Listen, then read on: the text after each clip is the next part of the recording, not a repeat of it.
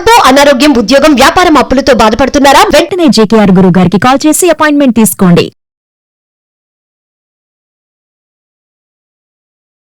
నమస్తే, welcome to Suman TV. ప్రస్తుతం మనతో పాటు law of attraction, money and life coach అయిన, అంతేకాకుండా ప్రశ్న శాస్త్రం, హస్త సాముద్రిక, ఇంకా పుట్టుమచ్చల శాస్త్రం ద్వారా జ్యోతిష్యం చెప్పబడే బహుముఖ ప్రజ్ఞాశాలి డాక్టర్ బ్రహ్మశ్రీ జేకేఆర్ గురుగారు ఉన్నారు. వీరితో కొన్ని విషయాల్ని మనం ఈరోజు చర్చిద్దాం.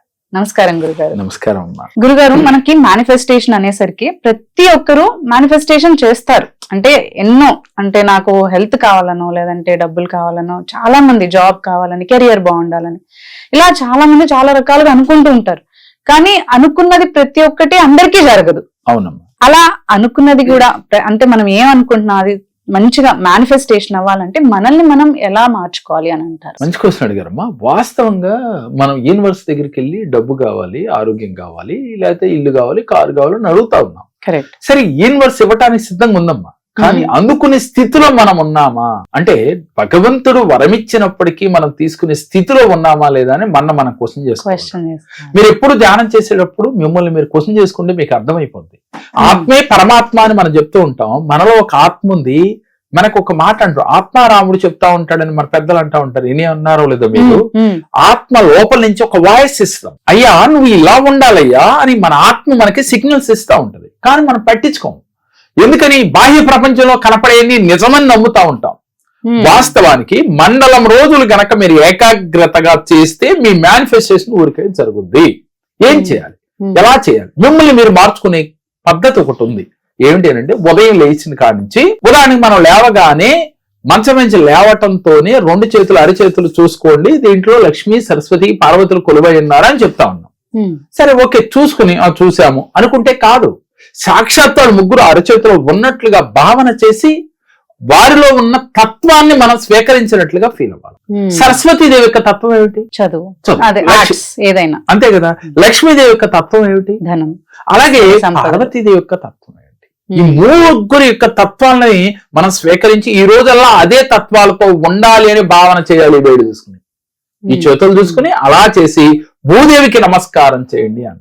భూదేవికి పంచభూతాలలో ఒకటైన భూదేవికి నమస్కారం చేసి, భూతత్వంలో ఉన్నదేమిటి, భూమాతకు ఉన్నదేమిటి అంటే ఓర్పు, సహనం. ఆవిడ దగ్గర నుంచే మనం నేర్చుకోవాలి. తల్లి గర్భంలో 9 నెలలే ఉంటే భూమి మీద మనం పుట్టిన కానించి పోయే వరకు భూమి మీదే ఉంటామే. అటువంటి భూదేవి నుంచి మనం నేర్చుకున్నది అదా. అంటే నువ్వు మారాలి. ఏం మారాలి అంటే ఇదే మారాలి. భూదేవి దగ్గర నుంచి మనం శాంతం, అంటే సహనం, ఓర్పు ఇవన్నీ తెచ్చుకో. ఆ తర్వాత ఏం చేయాలి? మీరు బ్రష్ చేస్తారు. బ్రష్ చేసేటప్పుడు కూడా మనం ఎలా చేస్తున్నామని దాంట్లో ఆ స్థితిలో ఉండి ఆనందంగా చేయాలి. ఒక్కరన్నా బ్రష్ చేసేప్పుడు ఏంటి అంటే, ఏదో బిజీ లైఫ్ లో కంగారుగా బ్రష్ లోపల పెట్టి గబగబా తోమేసి వెళ్ళిపోతా ఉన్నామే. అసలు నువ్వు బ్రష్ చేస్తా నీ పళ్ళు ఏ విధంగా ఉన్నాయి, నీ తోమేటప్పుడు నీ స్థితి ఎలా ఉండదని ఎప్పుడన్నా గమనించారా? అంటే వాస్తవంగా తక్కువ మంది అమ్మా అలా చేసేది.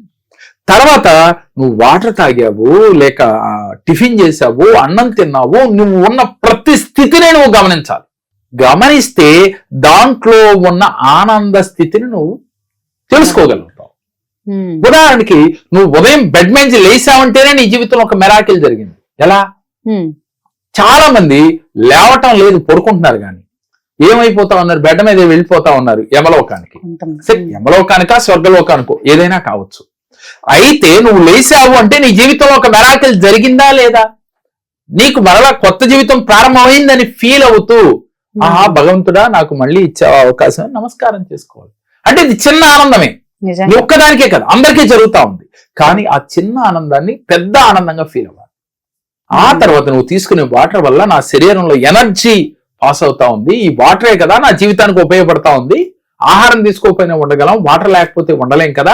అందుకని వాటర్కి ఒక్కసారి కృతజ్ఞతలు తెలియచేసి ఆ వాటర్ తాగేటప్పుడు ఆనందాన్ని స్వీకరించాలి. ఆ వాటర్ ఎక్కడికి వెళ్తున్నాయి కడుపులో అనేది అబ్జర్వ్ చేస్తూ తాగాలి. ఒక్కరు తాగుతా ఉన్నారా?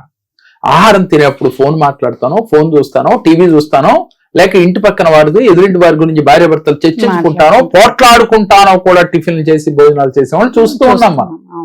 ఇలా నువ్వు ఎక్కడ నువ్వు ఆనందాన్ని పొందుతూ ఉన్నావు? ప్రతి నిత్యం నీ జీవితంలో వస్తున్న చిన్న చిన్న ఆనందాలని గుర్తించగలిగితే నీ జీవితంలో పెద్ద పెద్ద ఆనందాలు వచ్చి తీరతాయి. నువ్వేమనుకుంటున్నావు? అందరూ వంట తింటున్నారు, నేను వంట తింటున్నా. అందరూ వాటర్ తాగుతున్నారు, నేను వాటర్ తాగుతున్నా. అందరూ నడుస్తున్నారు, పొద్దున లేచి నేను లేచాను. అసలు అది కూడా ఆలోచించట్లేదు, ఏదో ఆలోచించుకుంటా తాగుతారు, తింటారు, ఏదో వెళ్ళిపోతూ ఉంటారు. జీవితం నడిచిపోతుంది అనుకున్న వాళ్ళందరికీ మేనిఫెస్టేషన్ జరగదు. నువ్వు ఎవరైతే నాకు మేనిఫెస్టేషన్ జరగట్లేదు అనుకున్నారో ఒక మండలం రోజులు కానీ లేక 90 days కానీ, మండలం రోజులు అంటే 41 రోజులు, 41 days, 41 days ఆర్ 90 days. మీరు 41 రోజుల్లో మీకు క్లారిటీ వస్తుంది, లేదంటే 90 days వరకు మీరు ఏం చేయాలి? ప్రతిరోజు ప్రతిదీ అబ్జర్వ్ చేస్తూ చిన్న ఆనందాన్ని, సపోజ్ మీ మిస్సెస్ మీకు టిఫిన్ బాగా అందంగా అంటే అది ఎలా రుచిగా చేసి పెట్టేది, అప్పుడు దాని గురించి ఆవిడకి థ్యాంక్స్ చెప్పాలి, చాలా బాగుంది అని ఫీల్ అవుతూ తినాలి. ఆవిడకి చెప్పాలి కృతజ్ఞతలు. ఎప్పుడైనా చెప్పారా?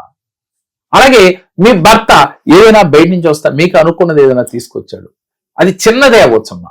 అసలు మీరు ఏదో అనుకున్నారో తెచ్చారైనా, అది చిన్నది అవ్వచ్చు, కానీ దానికి మీరు ఇదేగా తెచ్చింది మా డైమండ్ నెక్లెస్ తేలేదుగా అనుకుంటున్నాం, కానీ చిన్నదైనా తెచ్చారని ఆనందపడ్డారా? ఆ స్థితి మీకు వస్తే డైమండ్ నెక్లెస్ వస్తుంటాను. చిన్న ఆనందాన్ని గుర్తించినాడు మా ఆవిడ చిన్న తెస్తే ఎంత ఆనందపడింది, రెండోసారి ఇంకా ఆనందింప చేయాలని భర్తలో ఆలోచన కలుగుతుంది. మీరు దీన్ని ఆనందించబోబా, ఇదెందుకు తెచ్చావయ్యా, ఇంకోటి తెప్పావా అనగానే అసలు ఈవిడికి ఏది తెచ్చినా అనవసరం లేదు కాబట్టి అనవసరం ఆవిడే కొనుక్కొని అని అనుకుంటాడా భర్త?